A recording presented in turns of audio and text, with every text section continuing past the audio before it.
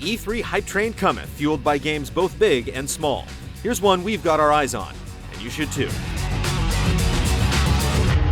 What is this place? Middle-earth Shadow of Mordor has you taking up the mantle of Talion, a recently slain ranger who's teamed up with the Wraith to wreak vengeance among the orcs of Mordor in the events preceding The Lord of the Rings and following the slaughtering of Talion's family.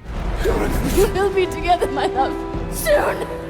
There are a lot of big ideas being applied here. There's the usual open world bundle, like a multitude of animation, a special vision mode, along with magic and a mix-up of melee and ranged combat, and all the scampering you'd expect from a ranger. But there's also the idea of a community of orcs, with an ecosystem and a hierarchy that you can exploit. Low-level thugs will rat out their superiors, or you can turn them to your cause and raise your own orc army with a little help from your newfound Wraith powers. You will obey. The gameplay debut stoked the next-gen coals more than almost anything else we've seen, but we also saw an extended demo, and while it doesn't look like smoke and mirrors per se, there's a question if all of this detail and complexity spent on representing orc society will pay off in as big a way as it's being presented. Also, the plot, putting human settlements in Mordor, is enough to make J.R.R. Tolkien rise from the grave, mint a new language, and start writing a diatribe against Warner Brothers. You left my master to burn. While we've seen an hour demo, we haven't gotten our hands covered in orc guts yet. With so much going on under the hood and on screen, here's hoping that the vertical slice will represent the impressive talking points we've seen and heard, as well as backing up staples like combat and the world itself. We're going to kill him! He's betrayed us! While Talion will grow in experience, so will his enemies. Any orc that manages to re-slay Talion can gain a level, growing more powerful and, more importantly, climbing the corporate ladder, so to speak, of Mordor.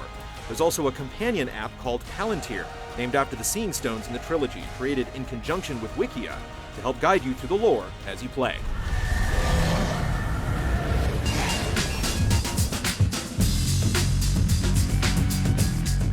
We're counting down the days to the Electronic Entertainment Expo with 30 games in 30 days, culminating in our own top 10 anticipated games of E3 on June 6th. Rest up over the weekend and then come back to GameTrailers on the 9th for all the press conferences, trailers, and announcements, along with exclusive demos and interviews on our all-access stage.